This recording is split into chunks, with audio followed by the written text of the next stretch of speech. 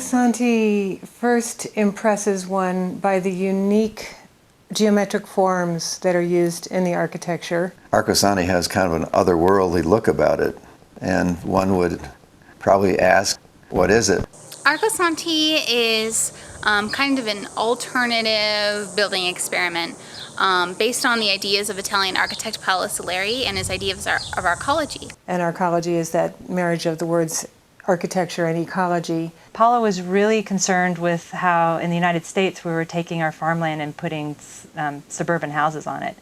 And so he's kind of taking the European model and building on the non-arable land, and the valley below it is the peach orchard and farm and agriculture. Trying to, make the spaces as usable as possible and use up as small of a footprint. Because it is a vast, open, expansive desert, and all of a sudden here is this very cubistic, marvelous piece of sculpture, very large, but it's quite an amazing accomplishment.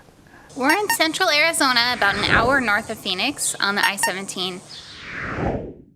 Still trying to develop a center where we would try to apply the idea of leanness. An arcology is designed as a city. You can live very close and kind of a walking distance of where you work, where you recreate, and it also improves quality of life by creating this sense of community where people can meet and interact together. An arcology is a very modest instrument for society to move away from the me generation to the us.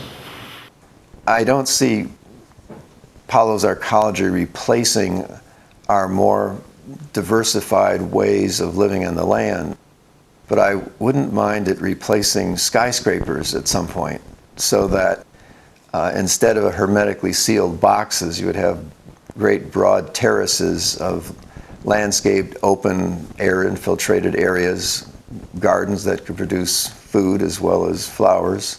We have landscaping for aesthetics and erosion control and shade, but why not also use it for food? So we have fig trees, pomegranate, grapes, a lot of olive trees, and a lot of herbs also for ground cover. Paolo Soleri is 30 years ahead of his time.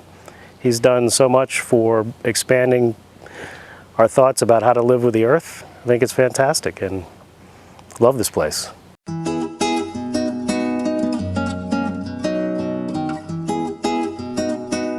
It was 1974, and I had been told by a boyfriend of mine who'd been there in the past that Arcosanti was this place where they treat women as equals, where you can learn construction on the job. They have really great food and a big garden, and all those things were very interesting to me, so I said, let's go. I arrived in 1991. I was 26 years old. I really didn't have much of an idea of what to expect, other than it was an opportunity to learn about a sustainable way of building a city. That was a time when there was a lot of work going on. They were building Crafts 3, which is where the cafe and bakery and all of that are, this 4-story building.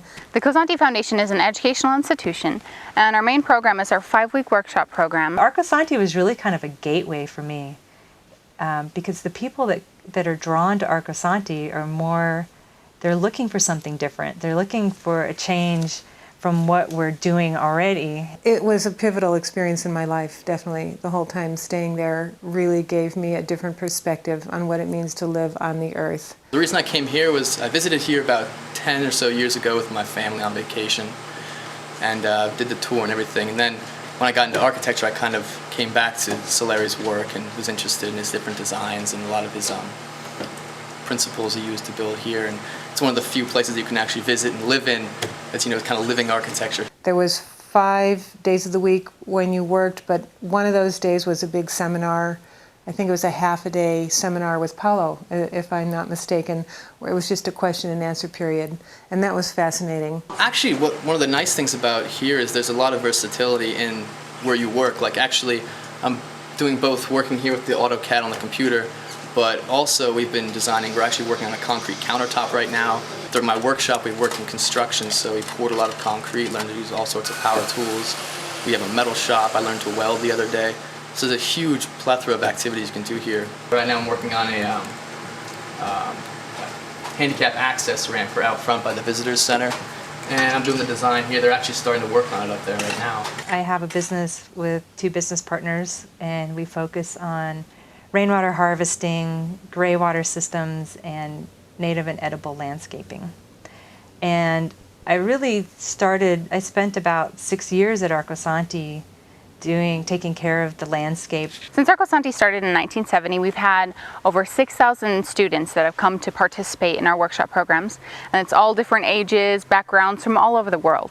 And I can imagine the level of inspiration that Arcosanti has provided for so many hundreds and thousands of people over the years. And hopefully those seeds will sprout and grow in all the ways that those things do.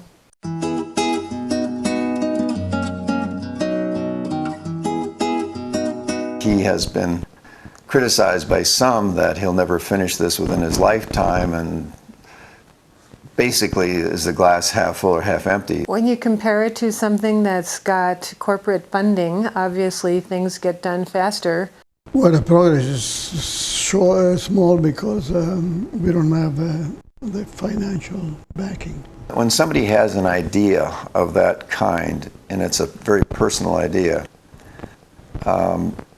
the most obvious way for it to advance is for it to be self-funding, which he's really done with small donations and the sale of his marvelous bells. 99% or more of funding for Arcosanti has been from the sale of our bronze and ceramic windbells.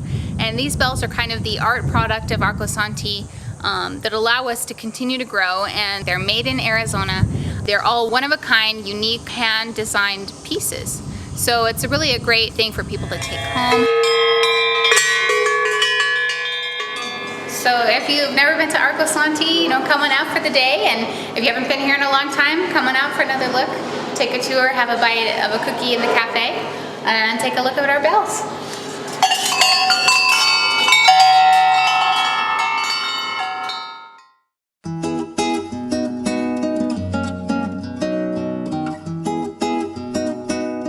I have had sort of a two worlds view of Paolo Soleri.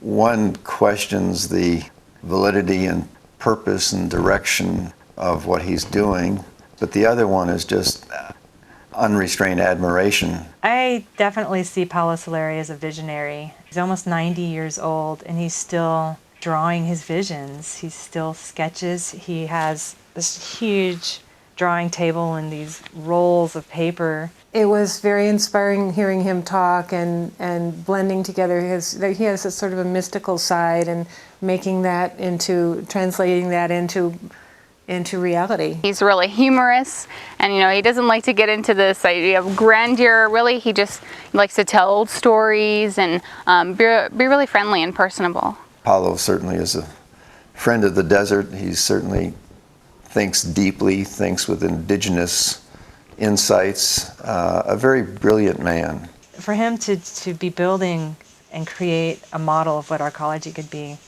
I mean, that's a pretty brave thing to do, and to spend your lifetime, I mean, that's his life. It's really been his focus. I'm actually getting a little teary-eyed about it because it's, I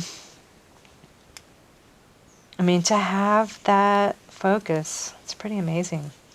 Having seen Paolo over these years, and I have nothing but admiration for his commitment to that project and his, giving all of his life force to this thing to make it happen. The fact that he's accomplished so much is really beyond belief. I mean, I wish there were 100 more like Paolo. And he's also a really hard person to work for.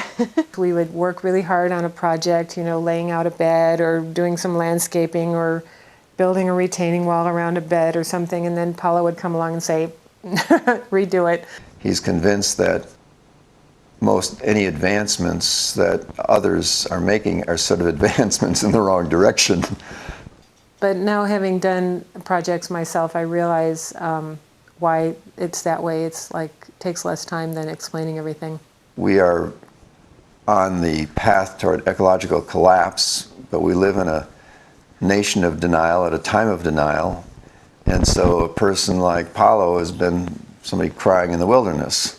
Now, whether or not his cries are exactly the right program for the future, that's another story. But the fact that he connects design with the notion of life is exactly what the world needs. Come and visit, get a workshop, buy bells, help us, talk about it. But he's just an amazing person.